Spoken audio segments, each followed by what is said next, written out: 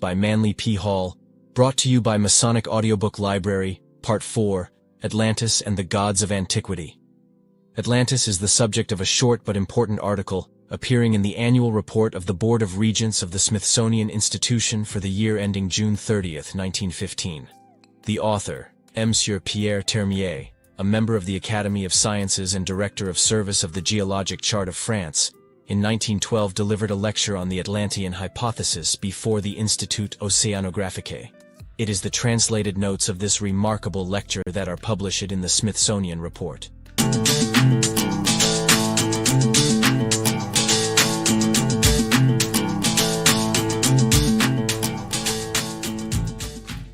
After a long period of disdainful indifference, writes M. Termier, observe how in the last few years science is returning to the study of Atlantis.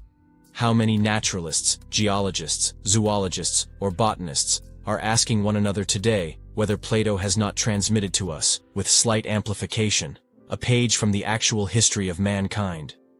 No affirmation is yet permissible, but it seems more and more evident that a vast region, continental or made up of great islands, has collapsed west of the Pillars of Hercules, otherwise called the Strait of Gibraltar, and that its collapse occurred in the not far distant past.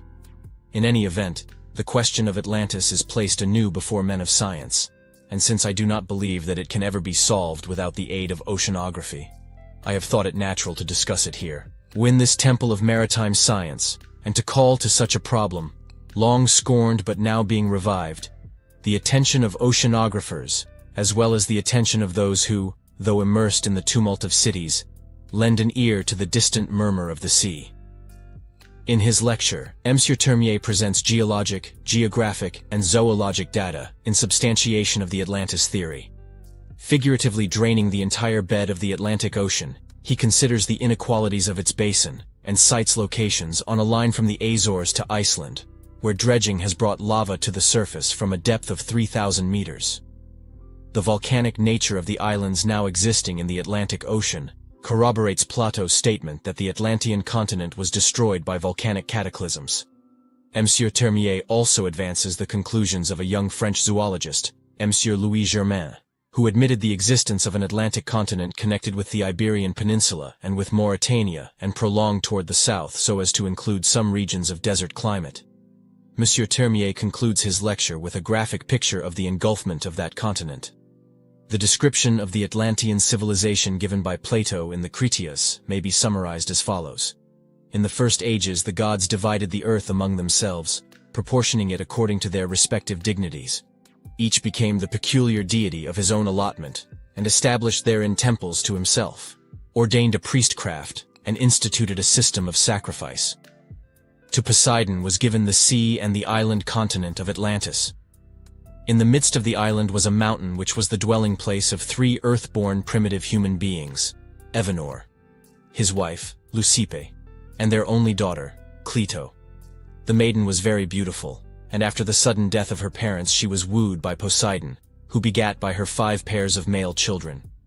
Poseidon apportioned his continent among these 10, and Atlas, the eldest, he made overlord of the other 9. Poseidon further called the country Atlantis, and the surrounding sea, the Atlantic in honor of Atlas. Before the birth of his 10 sons, Poseidon divided the continent and the coastwise sea into concentric zones of land and water, which were as perfect as though turned upon a lathe. 2 zones of land and 3 of water surrounded the central island, which Poseidon caused to be irrigated with 2 springs of water, one warm and the other cold. The descendants of Atlas continued as rulers of Atlantis, and with wise government and industry elevated the country to a position of surpassing dignity. The natural resources of Atlantis were apparently limitless. Precious metals were mined, wild animals domesticated, and perfumes distilled from its fragrant flowers. While enjoying the abundance natural to their semi-tropic location, the Atlanteans employed themselves also in the erection of palaces, temples, and docks. They bridged the zones of sea, and later dug a deep canal to connect the outer ocean with the central island, where stood the palaces and temple of Poseidon, which excelled all other structures in magnificence. A network of bridges and canals was created by the Atlanteans to unite the various parts of their kingdom. Plato then describes the white, black and red stones which they quarried from beneath their continent and used in the construction of public buildings and docks. They circumscribed each of the land zones with a wall, the outer wall being covered with brass, the middle with tin, and the inner, which encompassed the citadel, with orichalk. The citadel, on the central island, contained the palaces, temples, and other public buildings.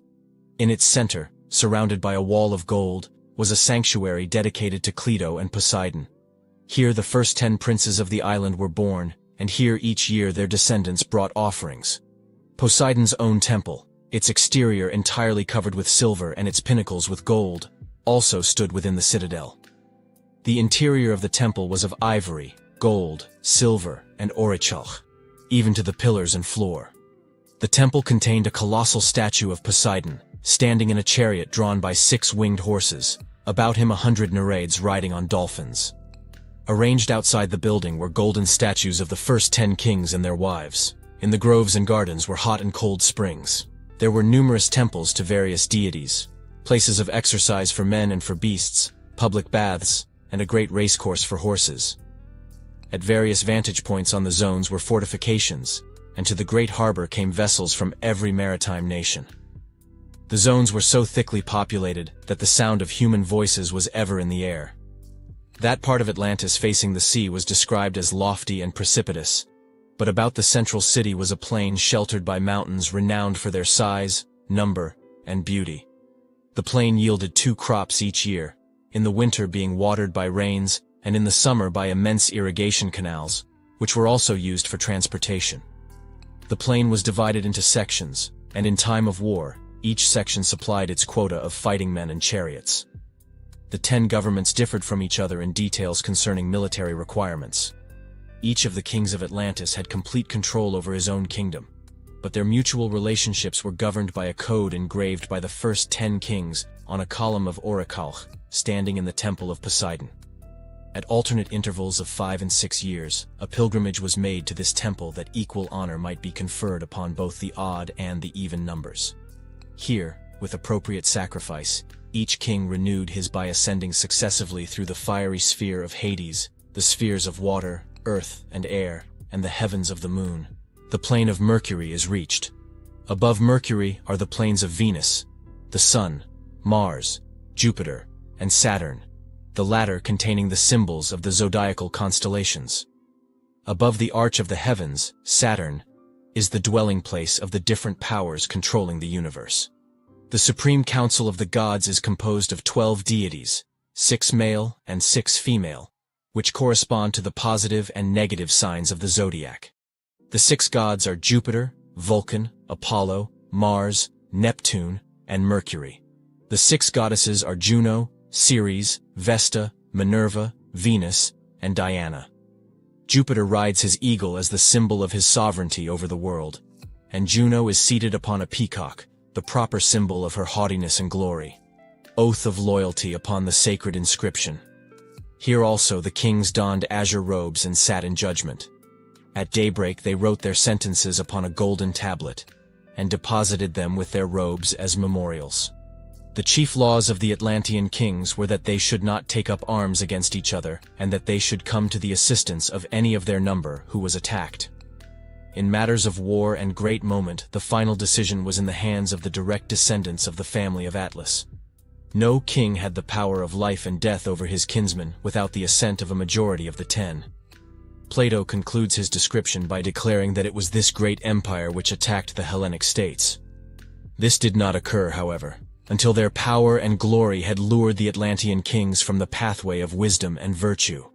Filled with false ambition, the rulers of Atlantis determined to conquer the entire world. Zeus, perceiving the wickedness of the Atlanteans, gathered the gods into his holy habitation and addressed them. Here, Plato's narrative comes to an abrupt end, for the Critias was never finished. In the Timaeus is a further description of Atlantis, supposedly given to Solon by an Egyptian priest, and which concludes as follows. But afterwards there occurred violent earthquakes and floods, and in a single day and night of rain, all your warlike men in a body sank into the earth, and the island of Atlantis in like manner disappeared, and was sunk beneath the sea. and that is the reason why the sea in those parts is impassable and impenetrable, because there is such a quantity of shallow mud in the way, and this was caused by the subsidence of the island. In the introduction to his translation of the Timaeus, Thomas Taylor quotes from a History of Ethiopia written by Marcellus, which contains the following reference to Atlantis. For they relate that in their time there were 7 islands in the Atlantic Sea, sacred to Proserpine, and besides these, 3 others of an immense magnitude, one of which was sacred to Pluto, another to Ammon, and another, which is the middle of these, and is of 1,000 stadia, to Neptune. Crantor, commenting upon Plato, asserted that the Egyptian priests declared the story of Atlantis to be written upon pillars which were still preserved circa 300 BC. See Beginnings or Glimpses of Vanished Civilizations. Ignatius Donnelly, who gave the subject of Atlantis profound study, believed that horses were first domesticated by the Atlanteans, for which reason they have always been considered peculiarly sacred to Poseidon. See Atlantis.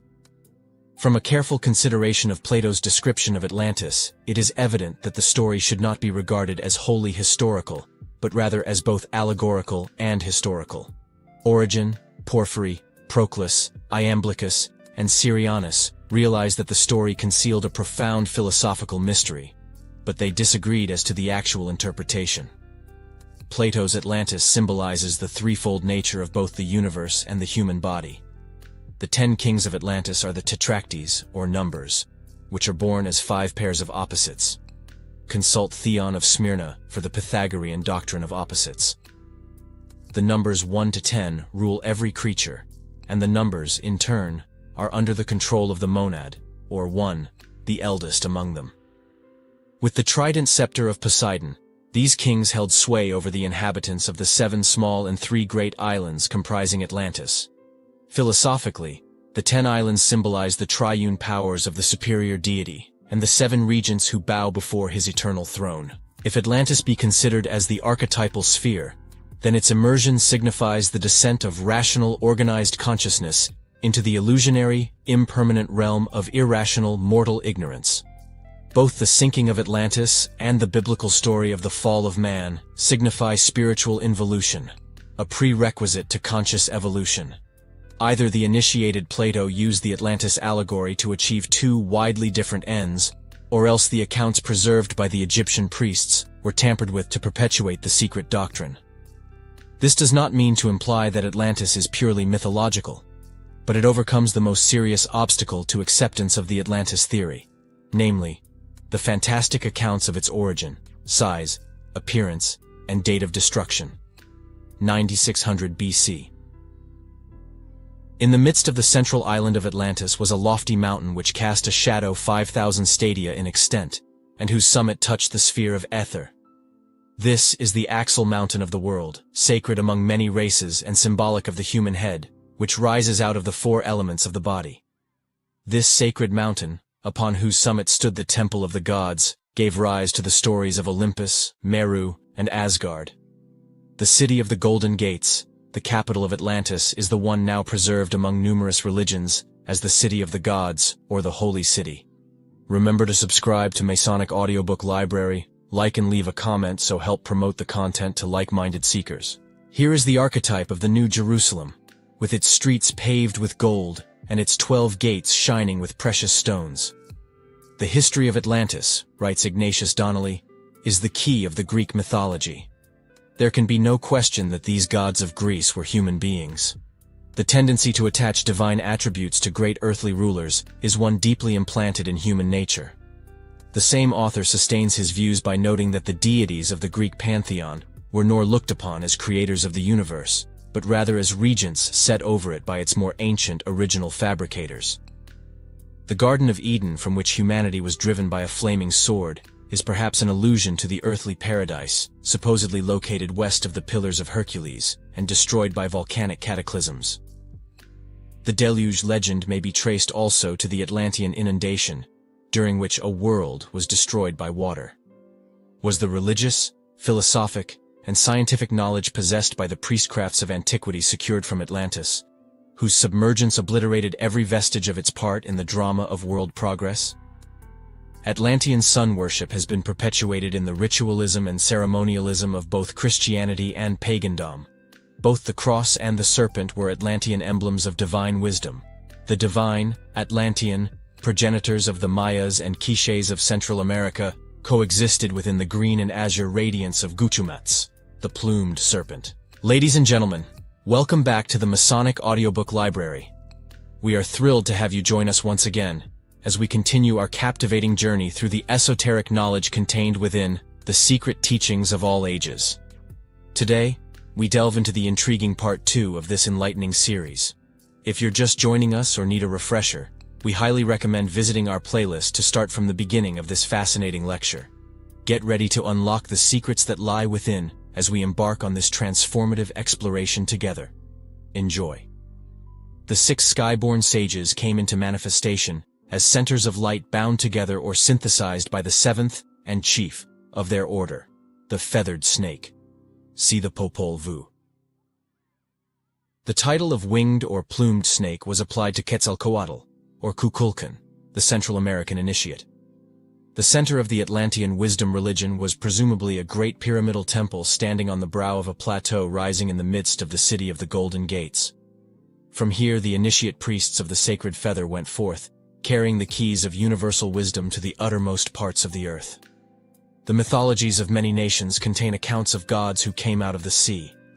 Certain shamans among the American Indians tell of holy men dressed in birds' feathers and wampum who rose out of the blue waters and instructed them in the arts and crafts. Among the legends of the Chaldeans is that of Oans, a partly amphibious creature who came out of the sea and taught the savage peoples along the shore to read and write, till the soil, cultivate herbs for healing, study the stars, establish rational forms of government, and become conversant with the sacred mysteries. Among the Mayas, Quetzalcoatl, the savior god, whom some Christian scholars believe to have been Saint Thomas, issued from the waters and, after instructing the people in the essentials of civilization, rode out to sea on a magic raft of serpents to escape the wrath of the fierce god of the fiery mirror, Tezcatlipoca. May it not have been that these demigods of a fabulous age, who, Esdras-like, came out of the sea, were Atlantean priests? All that primitive man remembered of the Atlanteans was the glory of their golden ornaments, the transcendency of their wisdom, and the sanctity of their symbols, the cross and the serpent. That they came in ships was soon forgotten, for untutored minds considered even boats as supernatural. Wherever the Atlanteans proselyted, they erected pyramids and temples patterned after the great sanctuary in the city of the Golden Gates. Such is the origin of the pyramids of Egypt, Mexico, and Central America. The mounds in Normandy and Britain, as well as those of the American Indians, are remnants of a similar culture. In the midst of the Atlantean program of world colonization and conversion, the cataclysms which sank Atlantis began. The initiate priests of the sacred feather who promised to come back to their missionary settlements never returned, and after the lapse of centuries tradition preserved only a fantastic account of gods who came from a place where the sea now is. H.P. Blavatsky thus sums up the causes which precipitated the Atlantean disaster.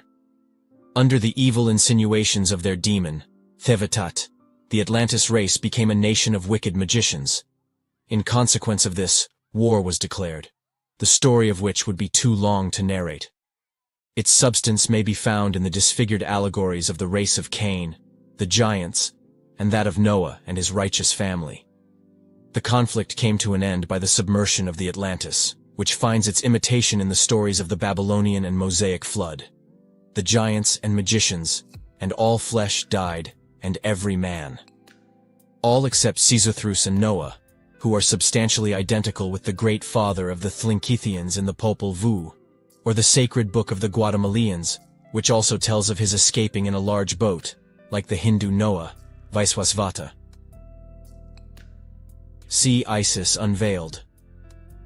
From the Atlanteans, the world has received not only the heritage of arts and crafts, philosophies and sciences, ethics and religions, but also the heritage of hate, strife, and perversion. The Atlanteans instigated the first war, and it has been said that all subsequent wars were fought in a fruitless effort to justify the first one and right the wrong which it caused. Before Atlantis sank, its spiritually illumined initiates, who realized that their land was doomed because it had departed from the path of light, withdrew from the ill-fated continent. Carrying with them the sacred and secret doctrine, these Atlanteans established themselves in Egypt, where they became its first divine rulers. Nearly all the great cosmologic myths forming the foundation of the various sacred books of the world are based upon the Atlantean mystery rituals. The myth of the dying god. The myth of Tammuz and Ishtar is one of the earliest examples of the dying god allegory, probably antedating 4000 BC. See Babylonia and Assyria by Lewis Spence. The imperfect condition of the tablets upon which the legends are inscribed makes it impossible to secure more than a fragmentary account of the Tammuz rites.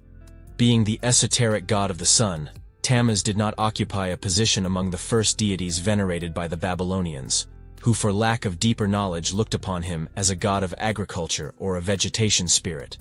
Originally, he was described as being one of the guardians of the gates of the underworld. Like many other savior gods, he is referred to as a shepherd, or the lord of the shepherd's seat. Tammuz occupies the remarkable position of son and husband of Ishtar, the Babylonian and Assyrian mother goddess. Ishtar, to whom the planar Venus was sacred, was the most widely venerated deity of the Babylonian and Assyrian pantheon. She was probably identical with Ashtaroth, Astarte, and Aphrodite. The story of her descent into the underworld in search presumably for the sacred elixir which alone could restore Tammuz to life is the key to the ritual of her mysteries. Tammuz, whose annual festival took place just before the summer solstice, died in midsummer in the ancient month which bore his name, and was mourned with elaborate ceremonies.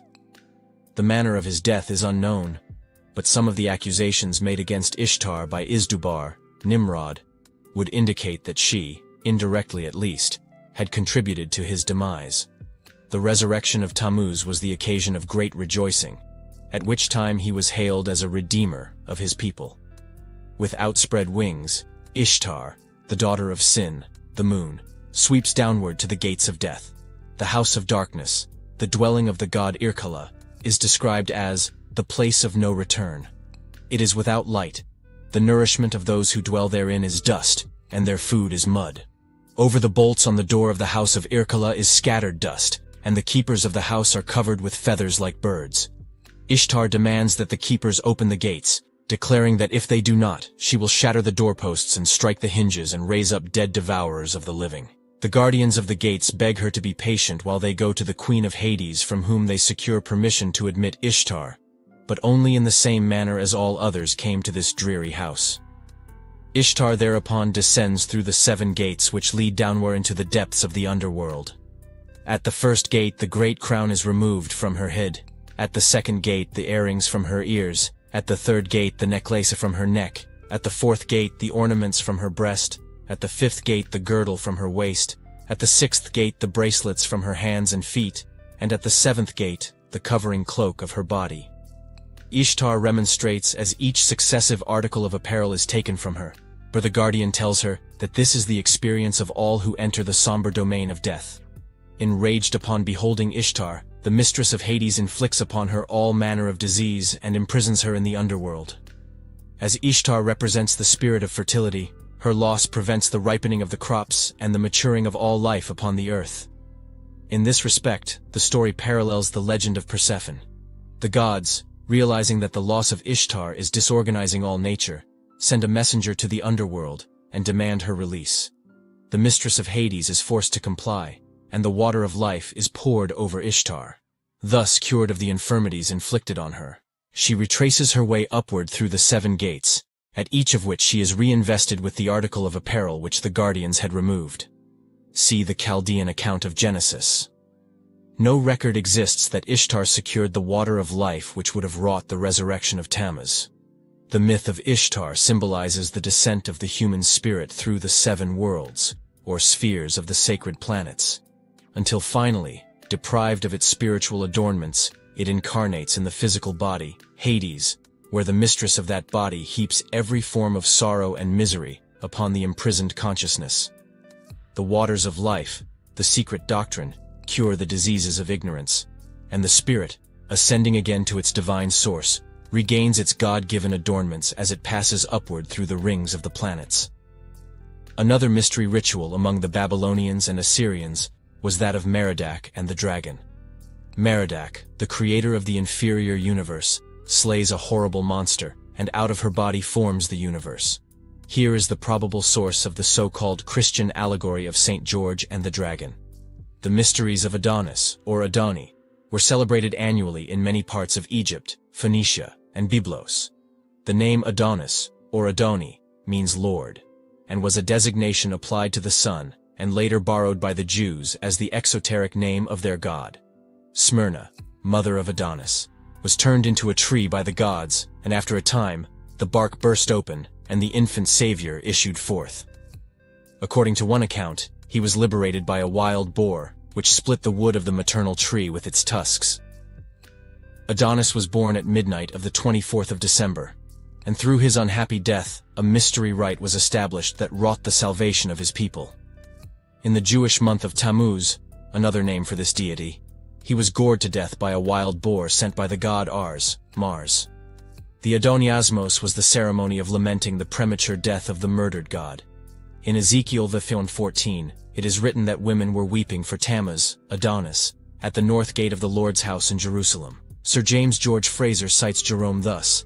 He tells us that Bethlehem, the traditionary birthplace of the Lord, was shaded by a grove of that still older Syrian lord, Adonis, and that where the infant Jesus had wept, the lover of Venus was bewailed. See the golden bough. The effigy of a wild boar is said to have been set over one of the gates of Jerusalem in honor of Adonis, and his rites celebrated in the grotto of the Nativity at Bethlehem. Adonis as the gored, or god, man, is one of the keys to Sir Francis Bacon's use of the wild boar in his cryptic symbolism. Adonis was originally an androgynous deity who represented the solar power which in the winter was destroyed by the evil principle of cold, the boar. After 3 days, months in the tomb, Adonis rose triumphant on the 25th day of March, amidst the acclamation of his priests and followers. He is risen. Adonis was born out of a myrrh tree. Myrrh, the symbol of death because of its connection with the process of embalming, was one of the gifts brought by the three magi to the manger of Jesus. In the mysteries of Adonis, the neophyte passed through the symbolic death of the god, and, raised by the priests, entered into the blessed state of redemption made possible by the sufferings of Adonis. Nearly all authors believe Adonis to have been originally a vegetation god directly connected with the growth and maturing of flowers and fruits. In support of this viewpoint, they described the gardens of Adonis, which were small baskets of earth in which seeds were planted and nurtured for a period of 8 days. When those plants prematurely died for lack of sufficient earth, they were considered emblematic of the murdered Adonis, and were usually cast into the sea with images of the god. In Phrygia, there existed a remarkable school of religious philosophy, which centered around the life and untimely fate of another savior god, known as Attis, or Attis, by many considered synonymous with Adonis. This deity was born at midnight on the 24th day of December. Of his death, there are 2 accounts. In one, he was gored to death like Adonis. In the other, he emasculated himself under a pine tree, and there died. His body was taken to a cave by the Great Mother, Cybele, where it remained through the ages without decaying. To the rites of Attis, the modern world is indebted for the symbolism of the Christmas tree. Attis imparted his immortality to the tree beneath which he died, and Cybele took the tree with her when she removed the body. Attis remained 3 days in the tomb, rose upon a date corresponding with Easter morn, and by this resurrection overcame death for all who were initiated into his mysterious. In the mysteries of the Phrygians, says Julius Firmicus, which are called those of the Mother of the gods, every year a pine tree is cut down, and in the inseat of the tree the image of a youth is tied in. In the mysteries of Isis, the trunk of a pine tree is cut, the middle of the trunk is nicely hollowed out, the idol of Osiris made from those hollowed pieces is buried. In the mysteries of Proserpine, a tree cut is put together into the effigy and form of the Virgin, and when it has been carried within the city, it is mourned 40 nights, but the 40th night it is burned. See Sod, The Mysteries of Adoni. Remember to subscribe to Masonic Audiobook Library, click the like button and leave a comment. Our next video will continue on the Great God Pan. See you in the next video. Magic. a treatise on esoteric ethics by Manly P. Hall, brought to you by Masonic Audiobook Library. Preface. As Paracelsus noted centuries ago, the invisible realms of nature are governed by immutable laws, which cannot be violated with impunity. In recent years, researchers in many fields have been exploring the hidden side of life and nature. However, few of them have given serious consideration to the moral and ethical responsibilities associated with their labors. The tendency has been to assume that the transcendental arts, like the resources of the physical world, can be exploited without regard for consequences. As in the case of the sorcerers of long ago, the principal objective is the binding of invisible energies for the advancement of personal ambitions. Many innocent persons have become involved in magical practices and disciplines which are detrimental to character and dangerous to physical health. The abuse of powers and forces, as yet but partly understood, must result in both psychical and psychological tragedy. In this little essay, I have attempted to present in concise form a code of rules which, if faithfully followed, will protect both the individual and society. We are fully aware that the materialistic approach on any level of esoteric knowledge is contrary to the universal plan. We must all accept the burdens that come from the exploration of natural mysteries and dedicate our findings to the glory of God and the well-being of all humanity. Part 1. Children of the false darkness. One for ages man has labored under a misunderstanding. He has called the perversion of occult power black magic. This is an improper use of the word black, for black does not mean evil. Black is the basic color of all things. It is the source of all being, and represents the body of the absolute intelligence. All consciousness and light are born out of the chaotic blackness, and cosmic night, with its dark prelayer, is the father-mother of creation. Black darkness must forever shroud the workings of the infinite, and no matter how much light there is in the human soul, it is forever surrounded with the dark, seething substances of chaos. All manifestation is a concretion of dark and unmeasured possibility. The children of the dark birth who labor in the blackness of this substance, molding it into myriads of unseen and unmeasured forms, are not evil. They are the sons of Saturn, Satan, the Black Father, who, like the very darkness of chaos itself, must in time swallow all of his creations, and, in so doing, bring them back to life again from the death that men call creation.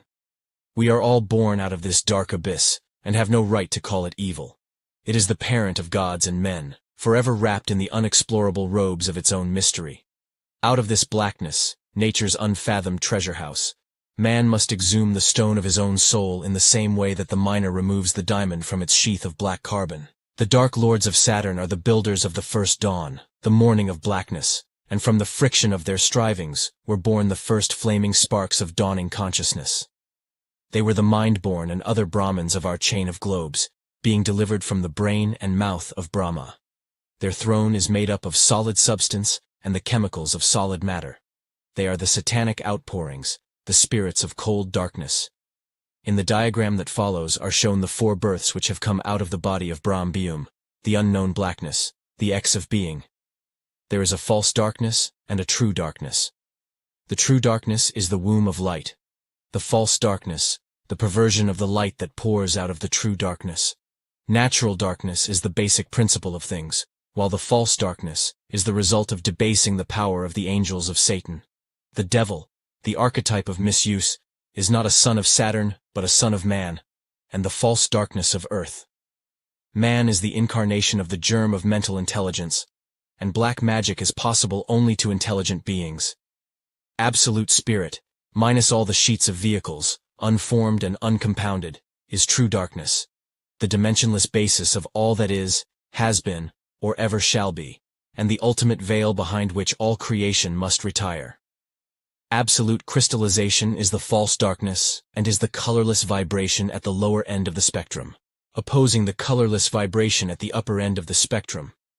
Both ends ultimately are swallowed up in darkness, one in the darkness of spirit and the other in the darkness of matter. Life lives in darkness and dies in light. Form lives in light and dies in darkness, but in dying really comes to life, for life as we know it is pure death. Natural darkness is unawakened possibility, False darkness is perverted opportunity, the philosophy of opportunity. If it were not for opportunity in its various forms, there would be no perversion of power. There is an old saying, opportunity makes the thief. Opportunity is the eternal temptation. Without temptation, there could be no sinners. Therefore, when the higher powers brought man opportunity, they also brought him sin and death. The one who brought him light brought him also the false darkness. Light and shadow are inseparable. The shadow of light is the false darkness, for the creation of the first automatically brings the second. To be free from temptation, man must be free from reason. To be free from darkness, he must renounce light. Thus, he becomes a renouncer of opposites, for in accepting one opposite, he must need to accept the other. Temptation is the price that the human race pays for intelligence. Therefore, the serpent of wisdom is also the eternal tempter. When man learns with his growing intelligence of the powers of nature, and most of all, of the power that he himself possesses, there comes with that increasing knowledge ever greater responsibility. If man today knew of the God powers that lie dormant within him, he would be the most dangerous creature in the universe, both to himself and to the plan of things. The soul must grow with the knowledge that it gains. Otherwise, the organisms will ultimately destroy each other. Action and reaction must build strength of character so that the will is always strong enough to curb the desires. When this is not the case, and desire runs rampant, then, regardless of the position of the organism in the path of unfoldment, a black magician is created. Man has no free will at the present time but merely the power of choice over a certain area of incident brought by his ever-growing consciousness within the scope of his comprehension. These incidents have been differentiated by his evolving organisms from the dark premium hyle, or the true blackness. The greater his growth, the larger the area of his choices, and the greater his independence. Why has been the eternal question in nature, and the letter Y is its phonetic equivalent, for it forms the sling that hurls the white stone at the forehead of Goliath. The latter represents the false darkness, while the stone represents true illumination. In Egypt, the point where the arms of the Y converge was called the forking of the ways. The candidate for spiritual things always stands at the point where the three arms of the Y come together, carrying in his hand the scales of discrimination. As long as he measures blindfolded, his weight will be just. But woe unto him if he removes the blindfold, for the two eyes themselves give birth to good and evil. The diagram accompanying this paragraph opposite shows the Y of choice passing upward through the four creations of Brahma. The line passing through the circle shows the path of evolution through those kingdoms of nature, where there is no conscious reason, therefore, no revolt against the laws of God. The small ring where the three lines meet shows the present position of the human ego, dwelling in the mind of Brahma. From it, the path branches. Man must now choose his own way instead of depending upon nature. He has, in spirit and in truth, reached the point where the scales of Libra have been inserted by cutting the sign of Scorpio-Virgo into, and thus dividing the way of unfoldment. During the first half of this fourth globe, the Great Ones came to man to strengthen him for his choice, and to give him basic instructions through which he should learn to redeem his own soul. We know these demigods now only as mythological characters, but they were the ones who were bored with the human mind while it was in the making, and planted therein the seeds of discrimination, which is the ultimate redeemer of human reason. Those who follow the right-hand path enter into one of the 7 rays which lead to immortality. The consciousness unwinds itself from matter in a spiral motion, and functions in ever finer substances until it completely disentangles itself from form and consciously attains the resurrection. In so doing, it gains the powers to mold matter into whatever forms are necessary for its labors. It crosses over into the world of spirit and enters what man can know only as darkness. Light is a form of a nation, and when we enter the divine presence, we enter the omnipotent darkness. This is the living shade over which we have perfect power, and which contains within itself all things in unawakened potentiality. We have allied ourselves with the dark cause, the womb of light, and have become molders of the cosmic scheme. Path number 2. This represents the line pass not, the non-existing spiritual equator dividing the poles, and is that ridge which divides the black and the white paths, like that mystic line which separates day from night. In this, the spirit ignores opportunity, rejects reason, and in this way comes under the law and mystery of the mechanics of opportunity. All action immediately sets into motion the law of reaction, which the ancients have called the law of karma, the factor employed by nature for the creation of the soul. The rejecting or ignoring of opportunity, falling under the law of indifference and inertia, fails to result in a reaction. This, in turn, results in the starving of the soul. Those who have ignored experience are called the soulless creations, and are in the same position as those kingdoms which, like the angels, have not been given individual intelligence. The law of reaction immediately starts incorporating into the organisms the fruitage of the outboard endeavor, slowly transmuting the entire chain of vehicles into intelligent symbols or images of the path chosen by the consciousness. As one pole or the other slowly grows within the being, the atoms of the opposing substances are slowly crowded or forced out or sloughed off for lack of cohesion. The battle of these opposing qualities in the various organisms of life forms the groundwork for the great Indian battle of Kurukshetra, or the Armageddon of Christian theology. Through this subtle process, the student who lives the white path slowly starves out, or else transmutes the powers of the black ray within himself. That is, if he is able to stand the conflict which must first take place in his bodies. On the other hand, the student who takes the black path slowly eliminates or destroys all of the finer principles within, until he becomes a very demon incarnate. Once having destroyed conscience, he does evil for the joy of it. Motive. Motive is the key to the problem of magic. Even the greatest of white magicians can become a degenerate in an instant if his motive becomes unworthy. The white magician serves humanity. The black magician seeks to serve himself. The black magic of the past, the darkness that sank Atlantis when man made slaves of the demons of the elements and chained them to do his bidding, still survives to this day. The black magic of the Middle Ages, with its witchcraft and orgies, is not dead. Only its form has changed. Like all other forms in nature, it has incarnated again in our age with all its power and fury. It is gnawing, as in the days of old, at the very heart of our civilization, and if left unredeemed, will tear down and destroy our race. Under the garb of right, it masquerades as the messenger of the Most High. Yet, under its oral promises forever lurks the menace of the goat of Mendes. In its false shadows hide the furies of hell and the vampires of the astral plane. As the black magician has no legitimate means of securing his power, not having passed through the school of reclamation, he wanders the earth like the werewolves of old, vampirizing humanity to secure the vitality which he must have to continue his operations. All who are not consciously fortified in the path of right are possible victims of these monsters of iniquity. All who are not consciously on the white path and firmly established in the way of sincerity and truth are in eternal danger of these harpies who float like solar specters on the tide of evolution. They have the powers of invoking the demons who serve them, while the impartial natural law is misused hourly that they may perpetuate themselves. The power of light in their hands becomes but a scepter of death. For many hands wield spiritual powers whose hearts are dead, whose minds are rotting with iniquity, and whose souls have long since bid them goodbye. They are lost beyond recall to this life wave, for they have killed out even the germ of good within themselves. They battle on, however, clinging desperately to life at any price, realizing only too well that eternity holds nothing for them. May the mercy of God rest upon them. Spirit is matter inverted, and Mata is spirit inverted. The beast is God defiled. End of Part 1. Remember to subscribe to Masonic Audiobook Library, leave a comment and share the link to your friends and family. Part 2. Welcome back, dear viewers, to the fascinating journey of self-discovery and enlightenment as we delve into Part 2 of Manly P. Hall Magic, a treatise on esoteric ethics and Freemasonry, full audiobook secrets revealed. We hope you've enjoyed the wisdom and insights shared in Part 1, and we're excited to continue this exploration with you.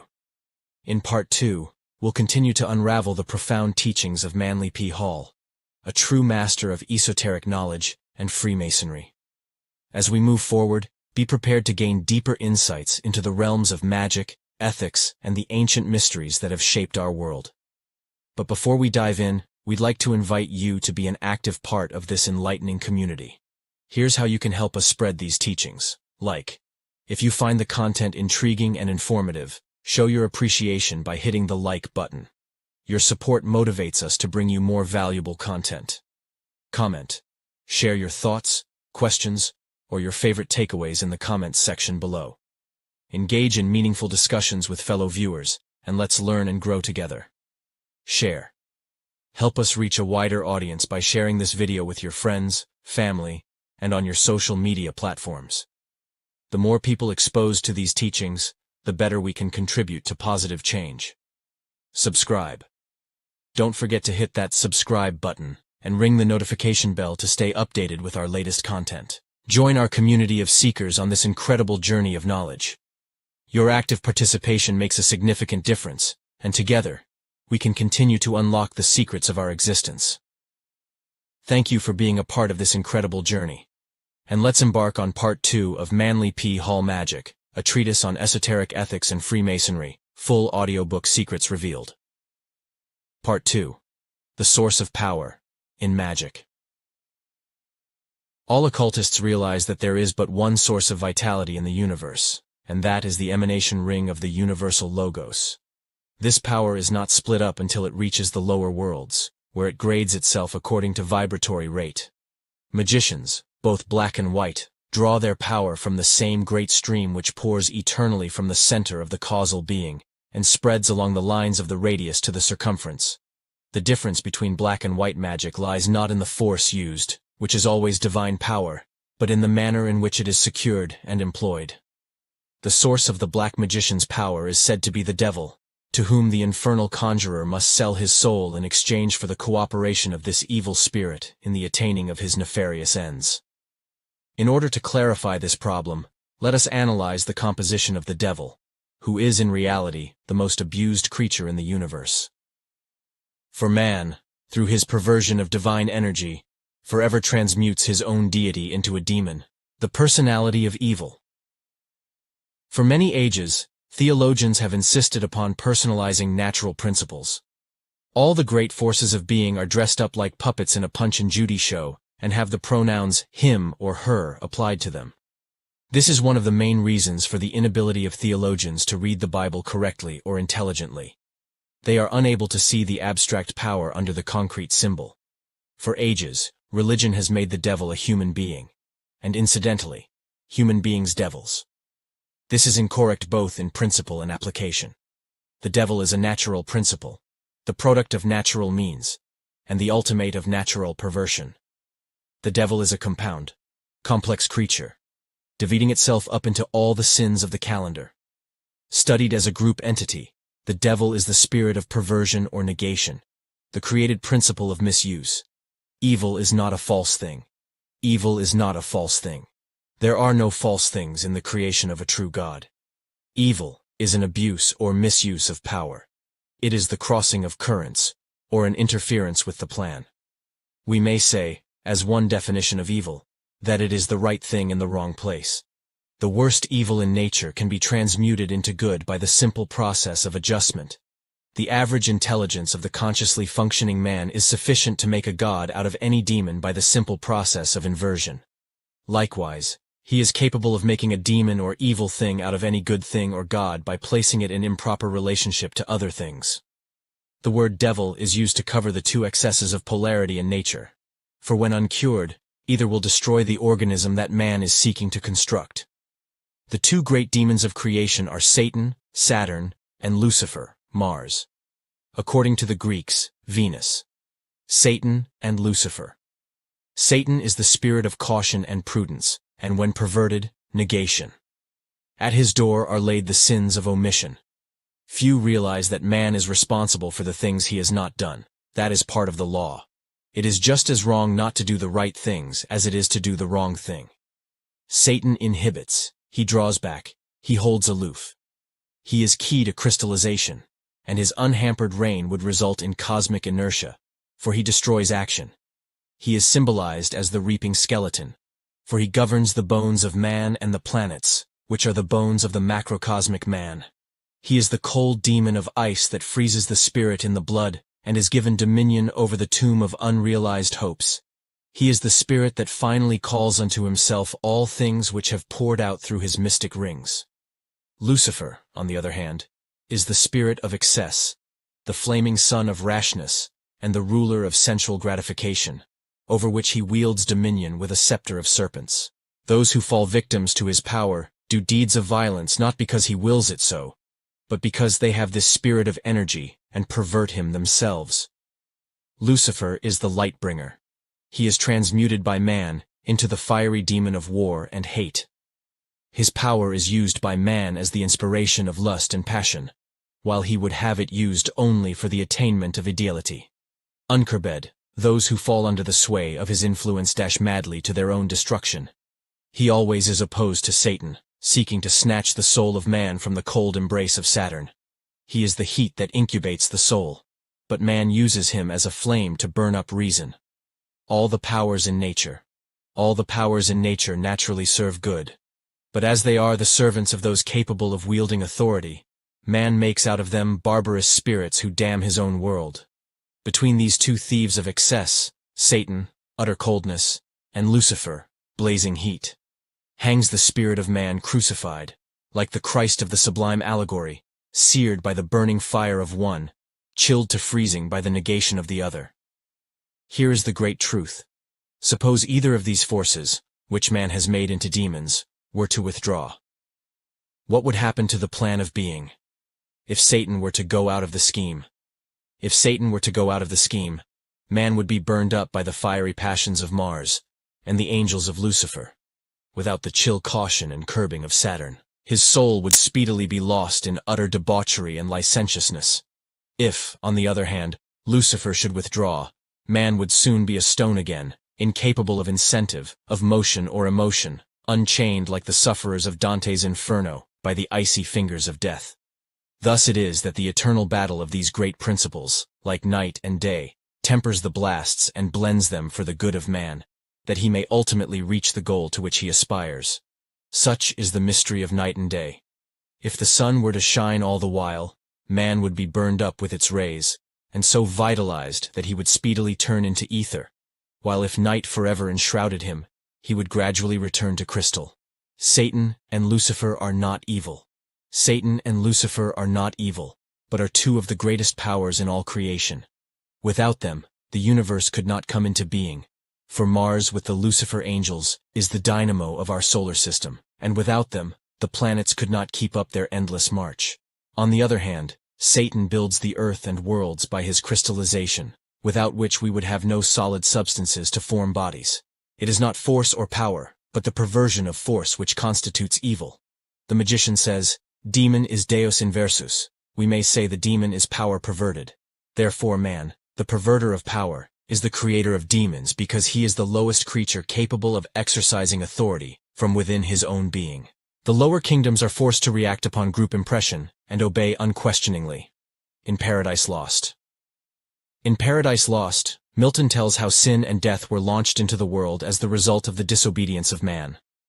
Satan, as prudence, negation, and crystallization, represents death, who eternally inhibits his creation, while Lucifer, as energy and action, represents sin, the positive expression of misuse.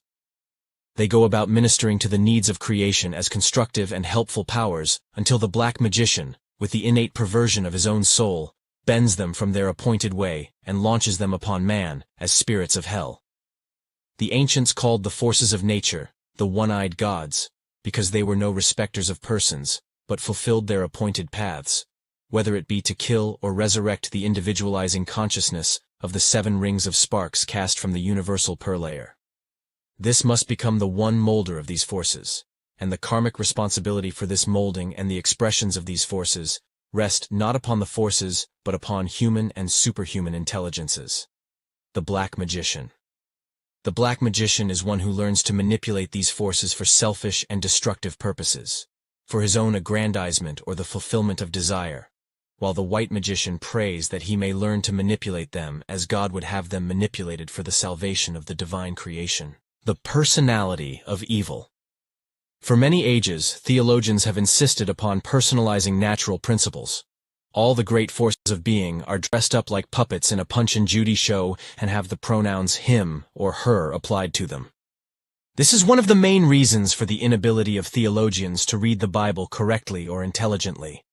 They are unable to see the abstract power under the concrete symbol. So, for ages, religion has made the devil a human being, and incidentally, human beings devils. This is incorrect both in principle and application. The devil is a natural principle, the product of natural means, and the ultimate of natural perversion. The devil is a compound, complex creature, dividing itself up into all the sins of the calendar.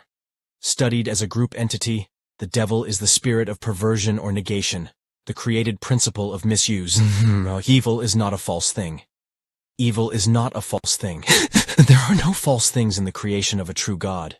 Evil is an abuse or misuse of power. It is the crossing of currents, or an interference with the plan. We may say, as one definition of evil, that it is the right thing in the wrong place. The worst evil in nature can be transmuted into good by the simple process of adjustment. The average intelligence of the consciously functioning man is sufficient to make a god out of any demon by the simple process of inversion. Likewise, he is capable of making a demon or evil thing out of any good thing or god by placing it in improper relationship to other things. The word devil is used to cover the two excesses of polarity in nature. For when uncured, either will destroy the organism that man is seeking to construct. The two great demons of creation are Satan, Saturn, and Lucifer, Mars. According to the Greeks, Venus, Satan and Lucifer. Satan is the spirit of caution and prudence, and when perverted, negation. At his door are laid the sins of omission. Few realize that man is responsible for the things he has not done. That is part of the law. It is just as wrong not to do the right things as it is to do the wrong thing. Satan inhibits, he draws back, he holds aloof. He is key to crystallization, and his unhampered reign would result in cosmic inertia, for he destroys action. He is symbolized as the reaping skeleton, for he governs the bones of man and the planets, which are the bones of the macrocosmic man. He is the cold demon of ice that freezes the spirit in the blood and is given dominion over the tomb of unrealized hopes. He is the spirit that finally calls unto himself all things which have poured out through his mystic rings. Lucifer, on the other hand, is the spirit of excess, the flaming son of rashness, and the ruler of sensual gratification, over which he wields dominion with a scepter of serpents. Those who fall victims to his power do deeds of violence not because he wills it so, but because they have this spirit of energy and pervert him themselves. Lucifer is the light bringer. He is transmuted by man into the fiery demon of war and hate. His power is used by man as the inspiration of lust and passion, while he would have it used only for the attainment of ideality. Uncurbed, those who fall under the sway of his influence dash madly to their own destruction. He always is opposed to Satan, seeking to snatch the soul of man from the cold embrace of Saturn. He is the heat that incubates the soul, but man uses him as a flame to burn up reason. All the powers in nature naturally serve good, but as they are the servants of those capable of wielding authority, man makes out of them barbarous spirits who damn his own world. Between these two thieves of excess, Satan, utter coldness, and Lucifer, blazing heat, hangs the spirit of man crucified, like the Christ of the sublime allegory, seared by the burning fire of one, chilled to freezing by the negation of the other. Here is the great truth. Suppose either of these forces, which man has made into demons, were to withdraw. What would happen to the plan of being? If Satan were to go out of the scheme. Man would be burned up by the fiery passions of Mars and the angels of Lucifer, without the chill caution and curbing of Saturn.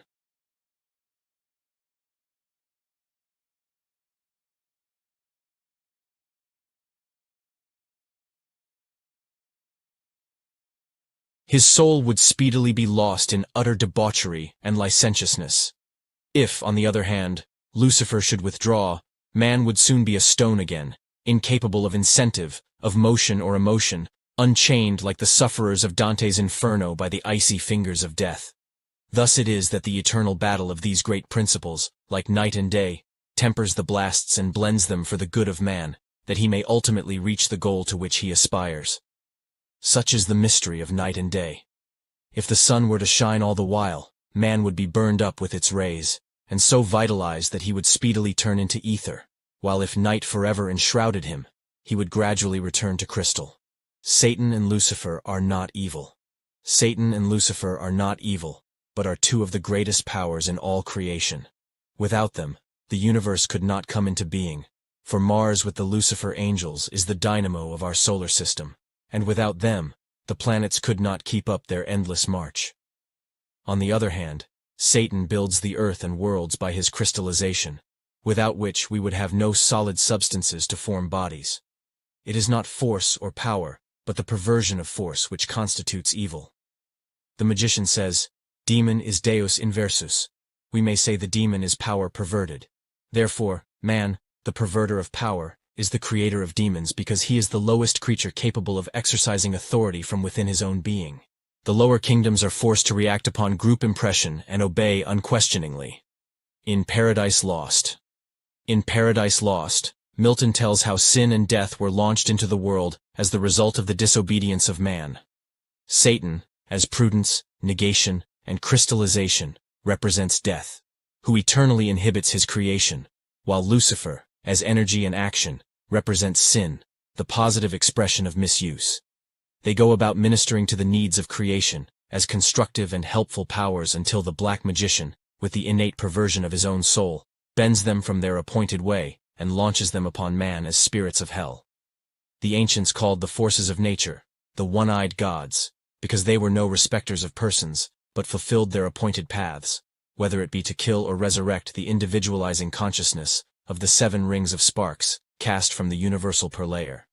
This must become the one molder of these forces, and the karmic responsibility for this molding and the expressions of these forces rests not upon the forces, but upon human and superhuman intelligences. The Black Magician.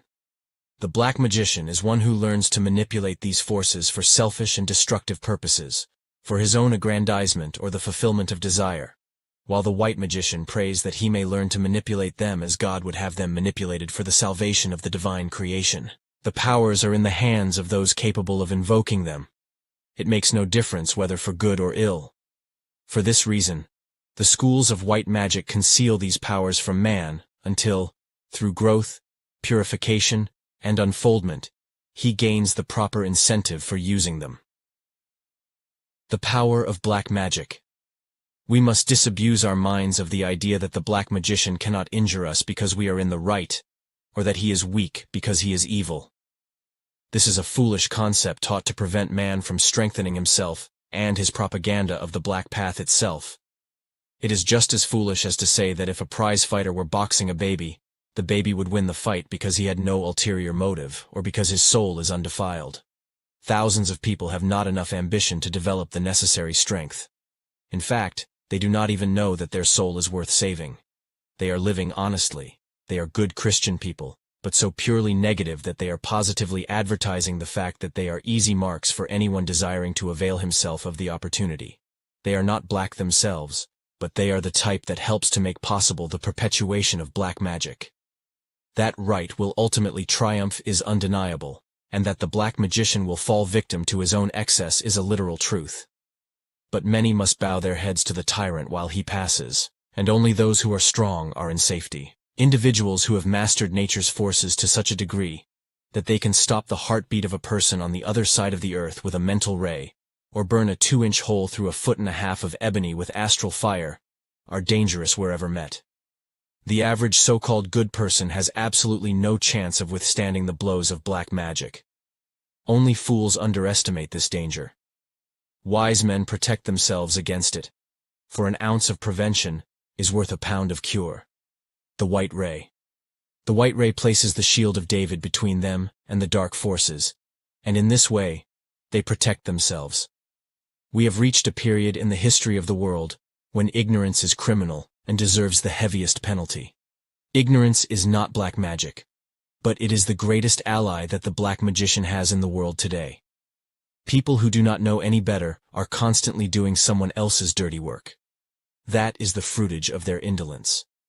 When we attempt to break nature's laws, we tear down our bodies and render our consciousness negative, in this way opening those centers of our being through which we can be influenced and often obsessed by the black forces. This is almost as great a crime as perpetrating black magic yourself. People must realize that they cannot straddle the fence between right and wrong. They are either on one side or the other, and while doubt remains, we can count them as being on the black side. For doubt itself is an attribute of Saturn, Satan. Those who are not striving for the highest partake of the lowest. Let us meet this problem fairly. Let us meet this problem fairly, neither with fear nor with too much confidence, in humility and contrition of spirit. Let us realize that the work being done in the world by the black forces all the time is very real. Recognizing this, let us band ourselves together and join in this righteous war, standing side by side with the brothers of light in the battle for human souls. When light comes, the shadow goes. Where the sword of enlightened spirit strikes, the hosts of darkness and negation are dissolved. But remove the light for only a second, and they return as powerful as before. The powers of darkness work alike through the thoughtless and the silly, the arrogant and self-righteous, and many of our most earnest truth-seekers are unconscious channels for the forces of evil since, in moments of weakness, they allow the beast to attain mastery over them, and through them, to attack the world. Learn to discriminate between light and darkness. Learn to discriminate between light and darkness in the world you live in, and watch your heart night and day that there may issue from it nothing that can be used as a weapon for the destruction of light. Do not worry over your past misdeeds, for worry itself breeds demons. But eliminate them from your aura, planting instead good seeds with constructive labors. Feel your own personal responsibility in this problem. For the realization of responsibility is good for the soul. Demonstrate this acceptance of responsibility to the higher powers of cosmos. For when your light shines out, the spirits of evil must slink into the corners and cover their faces with the shadow of their cloaks, the demoniacal powers of the ancients. Let us now consider those strange creatures of other planes, some said to be souls lost from our own life waves, whom black magicians use in their conjurations. Many of the transcendentalists of the past have forced these elementals and nature spirits to serve them, as in the days of the lost Atlantis.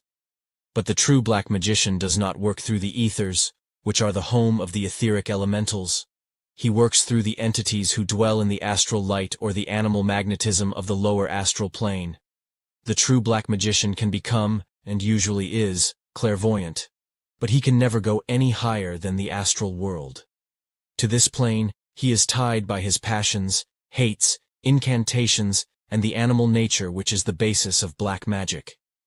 The ancients claimed that there was a hierarchy of demons for each of the sins of man, and that, in reality, the demons were, in most cases, the incarnated principles of these sins. By this, it is understood that the animal excesses of man built on the lower planes of the astral world, strange creatures, some resembling debased human beings, and others shaped like animals, lizards, snakes, and other reptiles. The power of the black magician lies in his ability. The power of the black magician lies in his ability to direct the soulless creatures, which, while not in reality individualized things, still have tremendous power over their own essences, both in the body of nature and of individuals.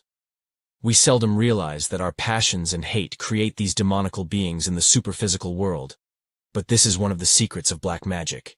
Every evil order-based thought and emotion of man helps to build these tearing, rending creatures, the innate qualities of which become, in the hands of those who know, agencies for the destruction of the powers of light. It also seems part of the plan that those who chain these demons shall themselves fall victims to their own slaves. For one after another, the black magicians are sucked into the maelstrom of the astral hell. The lower planes of the astral world are the three hells of religion and other homes of these excess-created beings that battle each other with never-ending fury. The black magician becoming a conscious channel. The black magician, becoming a conscious channel for these forces, launches a stream of hell dement into the world. In so doing, he sells his own soul, for these forces must pass through his own astral body. In exchange for the powers that these demons will give him over his fellow men, the powers of these elemental creatures are practically unlimited, and there are many depraved souls who are glad to barter their immortal spirits for the power which these demons give them over the material world. Two kinds of black magicians. There are two kinds of black magicians.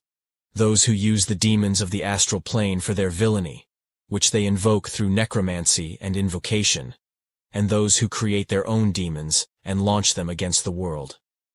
The first group does the greatest harm to the world, but the second injure themselves more. The first group is composed mostly of conscious black magicians, while there are many in the second group who are totally ignorant of what they are doing. Some never learn their mistake until the demons they have created come back to the persons who sent them forth. The White Magician. The White Magician uses none of the powers of the animal world in his work, but rather seeks to transmute the poles of the beast within himself into higher and finer qualities. The White Magician labors entirely with the finer forces of the elemental planes.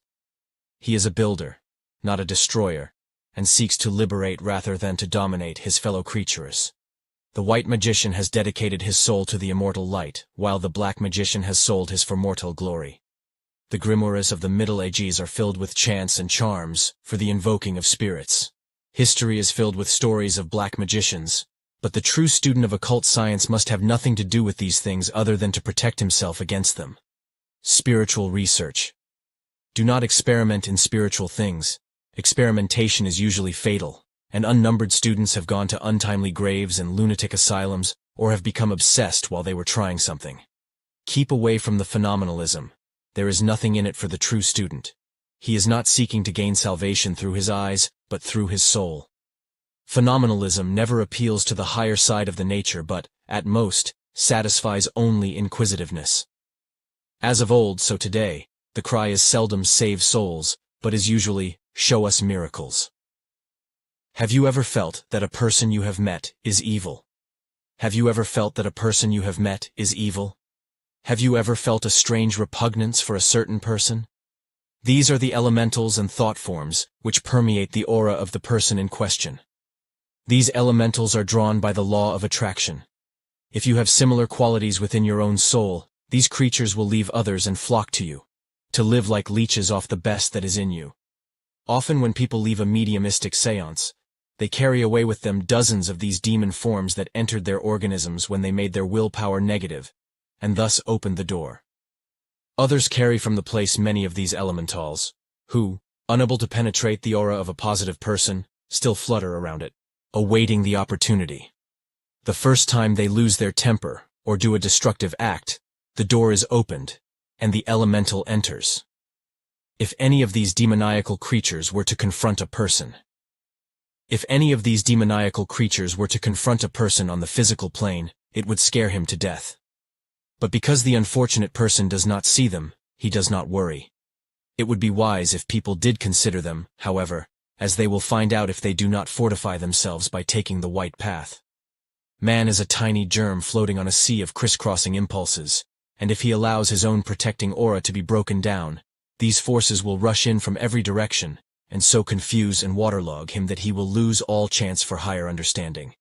Idleness and negativity are cardinal sins, and the devil of all religions will find work for hands that are not laboring for the white masters. In this day and age, the light must shine forth, and the rulership of demons must be terminated. A large percentage of man's spiritual, intellectual, and physical affairs are today in the hands of elementals, brainless creatures, and their masters, the black magicians, whose minds are dense with iniquity. Out of this world must come a few who, with hearts and souls undefiled, will keep the light burning, that the powers of darkness shall not triumph. The false dominion of demons must fall. The false dominion of demons must fall, and with it the goat of Mendes, the Prince Baphomet of the world, the false light, and the false darkness, must pass away that the light of truth and the true darkness may come into its own. From the passions of man, there pour into the world streams of living death. From the hearts and mouths of men, sin and death are launched into being. These will go forth slaying and to be slain, bringing down upon civilization the curse of the gods.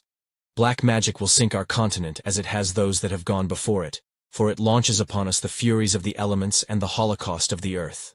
Only one procedure can prevent this cataclysm. These demons must be starved. All passion must be transmuted into compassion, and the black magician must be brought into the light of truth that the law may be fulfilled. Go thou and labor in the vineyard in the name of Jesus Christ our Lord. As we conclude our exploration of Manly P. Hall Magic, a treatise on esoteric ethics and Freemasonry, full audiobook secrets revealed, we hope you found these teachings both enlightening and inspiring. Manly P. Hall's wisdom continues to shed light on the ancient mysteries and the profound concepts of magic and ethics. But our journey doesn't end here. To continue your quest for knowledge and delve even deeper into the mysteries of Freemasonry and esoteric wisdom, we invite you to subscribe to the Masonic Audiobook Library.